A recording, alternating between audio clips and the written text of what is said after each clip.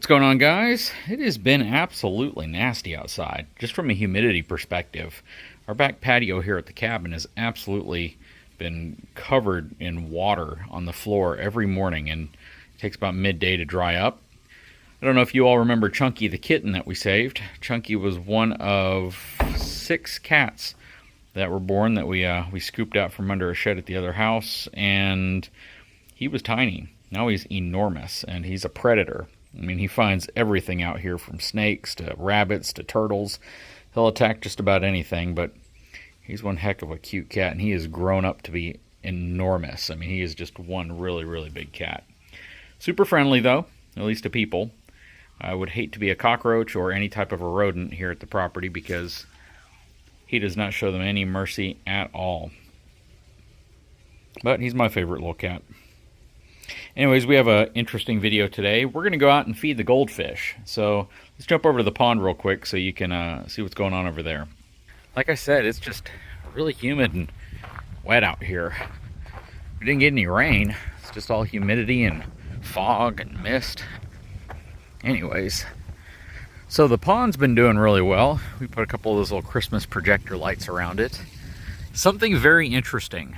This mesquite tree right here, specifically this tree, this big old growth right here in the center of it was swarming with yellow jackets the other day. I mean, there were probably 150 of them just all over it, flying all in and out of it. I don't know if they were trying to build some type of a hive or a nest inside of it, or if they were trying to attack some insects that were on the tree. But yeah, you couldn't get anywhere near 30 to 40 feet to this tree, otherwise they would start coming towards you and attacking you. But we got the tree hosed down with soap, and hopefully it took care of that problem. We haven't seen any come back since, but it's kind of a scary situation because it's right here on the path heading out to the actual pond.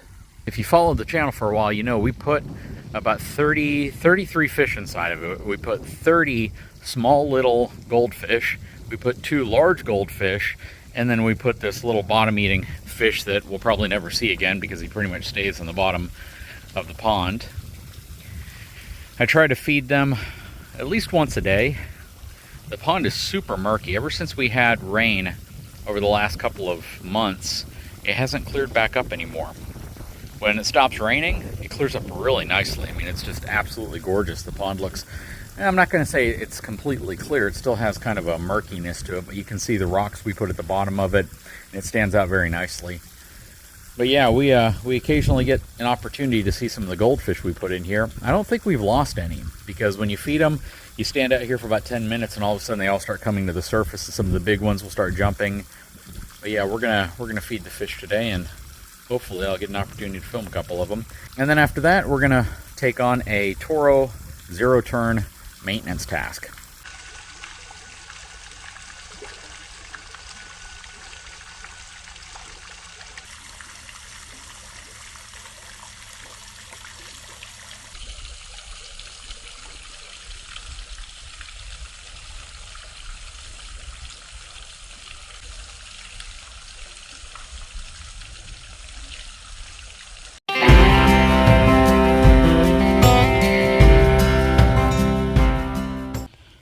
What's going on, guys? Just doing a quick oil change on the Toro.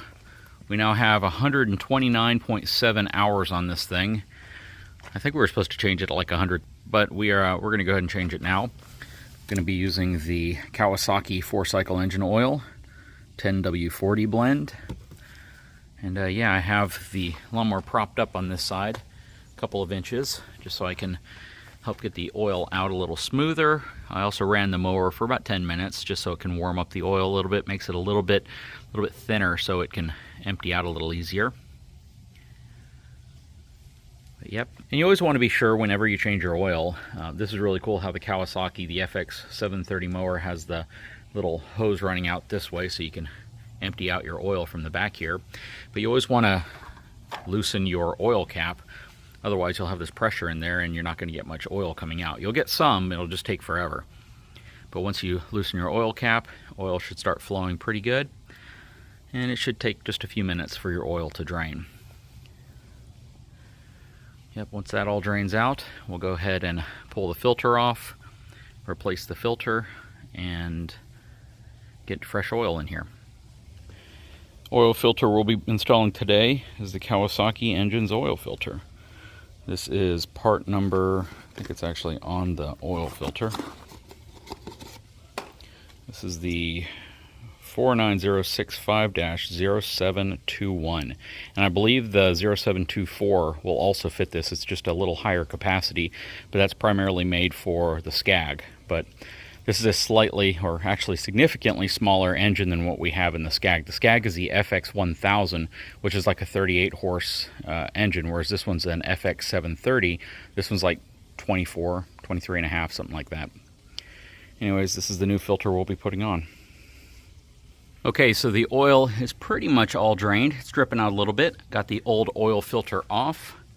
I took some new oil on my finger and I just put a little bead of it around the seal on the new filter. And we're going to go ahead and hand tighten that on until it's snug and then turn it another 3/4 of a turn.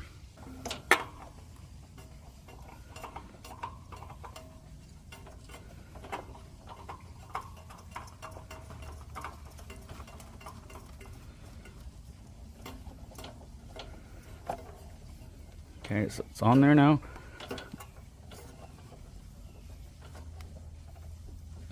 You just want it nice and tight, but not too tight. There we go.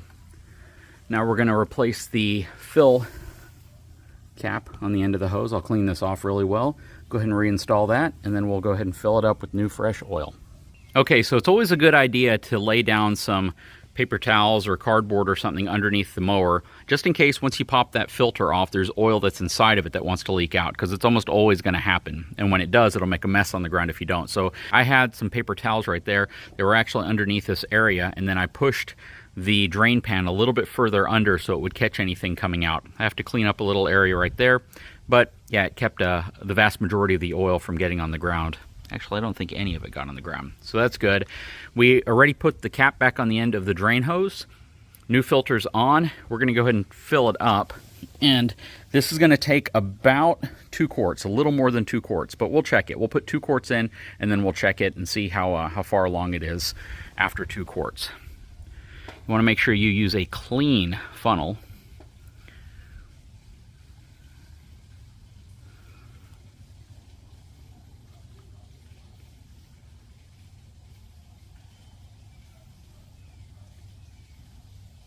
And then you'll have a capacity with the oil filter full, because once you put oil inside your machine and you run it, some of that oil is going to go inside of the filter. So you want to be sure you know exactly how much oil you need to put in with the oil filter empty and full. I'll set that there for a second. We'll open up the second one.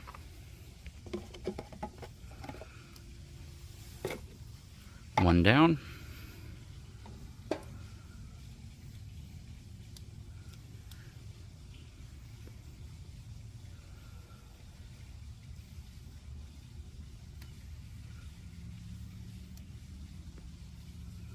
You want to go slow because you can easily have it go over the end of the funnel if you're not careful.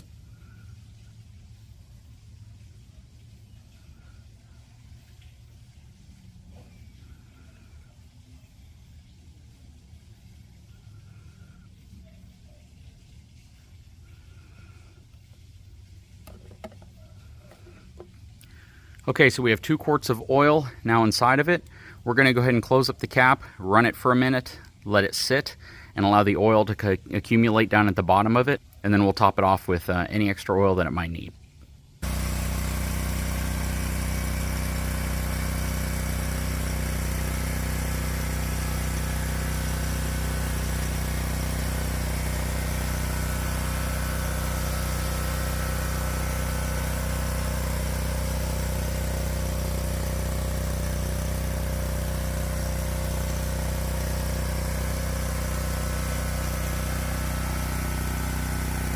Of course, after you're done running the mower, you do want to let the mower sit for about 10 minutes so the oil can accumulate in the oil pan at the bottom of the engine.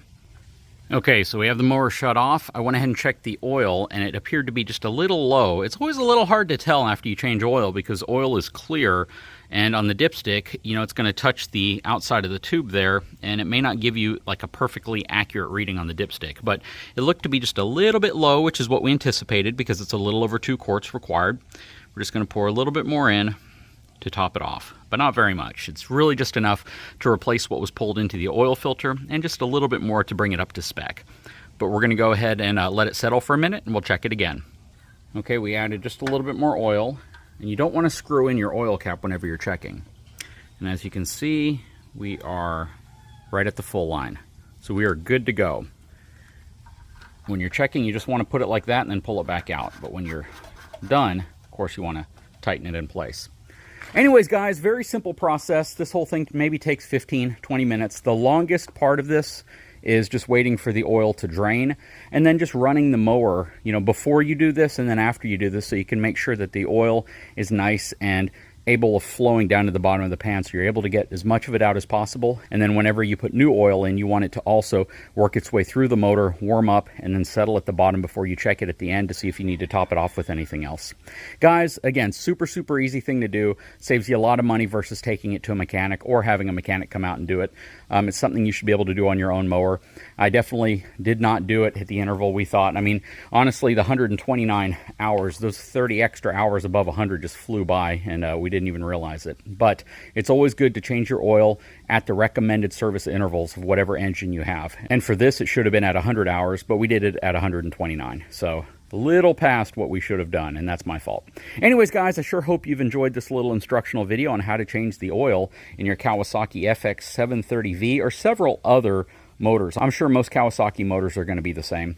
Guys, if you haven't had a chance, please take a moment, subscribe to my channel, give me a thumbs up, and we'll talk to you again very soon.